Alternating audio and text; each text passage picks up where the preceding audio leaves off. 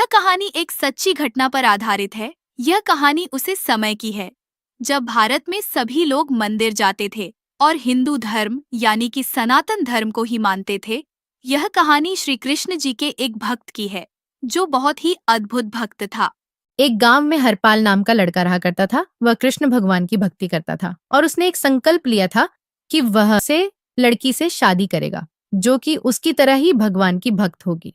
एक दिन की बात है जब हरपाल के घर एक व्यक्ति आता है एक लड़की का रिश्ता लेकर, और वह बोलता है कि उसे लड़की ने एक संकल्प लिया हुआ है कि वह जिस भी लड़के से शादी करेगी वह व्यक्ति प्रतिदिन 1000 संतों को भोजन कराएगा, तो ही मैं उससे व्यक्ति से शादी करूंगी।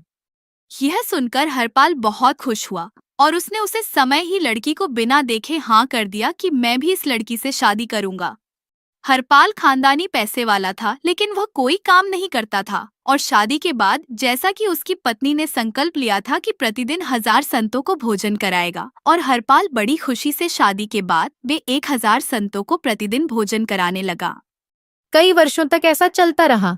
कुछ वर्षों बाद हरपाल के पास धन की कमी होने लगी तो उसने गांव के लोगों से पैसे उधार लेना शुरू कर दिया, लेकिन इससे भी उसका काम नहीं चला क्योंकि वह प्रतिदिन 1000 से ज्यादा संतों को भोजन कराता था। तो उसने अपना घर बेचकर कर्जा चुका दिया और उसके पास 5 सालों तक के लिए धन आ गया जिससे वह संतों की सेवा कर पाएगा। लेकिन 5 साल भी बीत गए और उसके पास धन भी खत्म हो गया।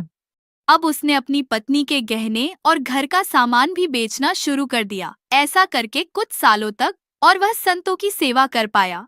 उसके बाद भी उसका मन नहीं भरा।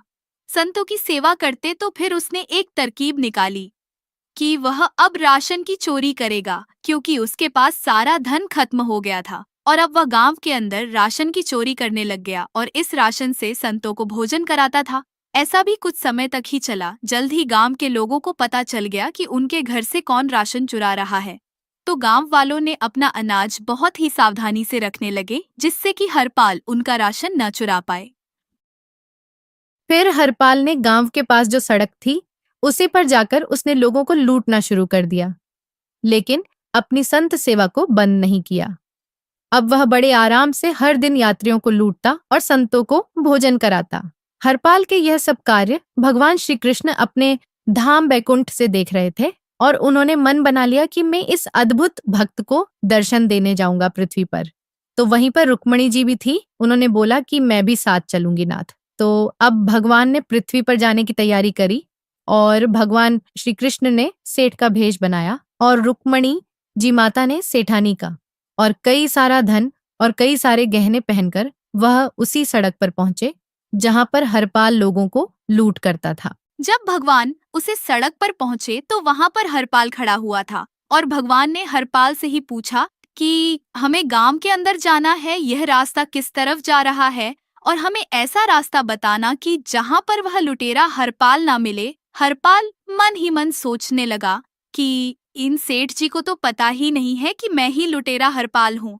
और हरपाल ने उनके कई सारा धन और गहने देखे और फिर हरपाल सेठ जी से 2 सोने के सिक्के मांगता है गांव तक सुरक्षित ले जाने के लिए। सेठ जी उसे 2 सोने के सिक्के दे देते हैं। हरपाल बोलता है कि पहले ये सिक्के मैं अपनी पत्नी को दे आता हूँ क्योंकि कि मेरे घर संत भोजन के लिए प्रतीक्षा कर रहे हैं। सेठ जी ने बोल जाओ मगर जल्दी आना। हरपाल जल्दी से अपने घर जाकर अपनी पत्नी को 2 सोने के सिक्के देता है और बोलता है कि इससे आज का भोजन हो जाएगा। सिक्के देके वह जल्दी से सेठ जी के पास आ जाता है और सेठ जी से बोलता है, चलो सेठ जी मैं आपको सुरक्षित रास्ते से ले चलता हूँ। वह सेठ जी को जंगल के रास्ते ले जाता है और थोड़ी दूर के बाद वह अपनी जेब में से चाकू निकाल देखता है। सेठ जी को बोलता है कि जल्दी से अपना धन और गहने इस चादर में डाल दो, और सेठ जी यानी कि भगवान श्री कृष्ण थरथर कांपने लगते हैं।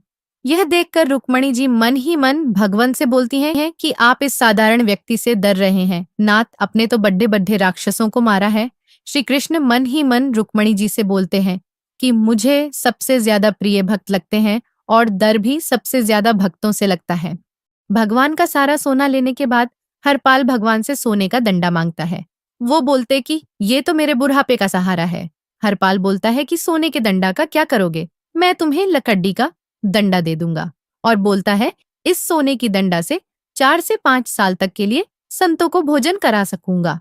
जब उसकी नजर सेठ जी की छोटी उंगली की पतली से अंगूठी पर पड़ती है और वो उस अंगूठी को उतरने की बहुत कोशिश करता है, लेकिन अंगूठी उतरती नहीं है। सेठ जी भी बोलते हैं कि ये अंगूठी उतरती नहीं है, मेरे बचपन की है। सेठानी जी भी बहुत माना करती हैं, मगर हरपाल मानता नहीं और चाकू से सेठ जी की उंगली काटने की कोशिश करता है। वैसे ही भगवान श्री कृष्ण और रुक्मणी जी प्रकट हो जाते हैं। हरपाल उन्हें देखकर रोने लगा और कहने लगा कि मैंने आज तक जिनकी पूजा की उनको ही लूट रहा हूँ, यहाँ तक कि मैंने उनकी उंगली काट रहूं। भगवान, मैं महापापी हूँ, मुझे मृत्यु दंड दे दो।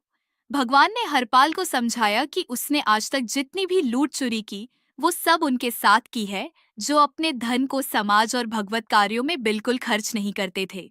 ये सुनकर हरपाल बहुत खुश हुआ और उसने भगवान को दंडवत प्रणाम की और कहने लगा, भगवान, यह संकल्प तो मेरी पत्नी ने लिया था, आप उसको भी दर्शन दे दो, चलो मेरे साथ मेरे घर।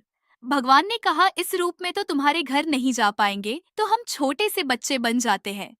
और फिर भगवान श्री कृष्णा माता रुक्मणी छोटे से बच्चे बनकर हरपाल की गोद में बैठकर उसके घर गए और उसकी पत्नी को भी दर्शन दिए और दोनों को अपने साथ बैकुंठ धाम ले गए।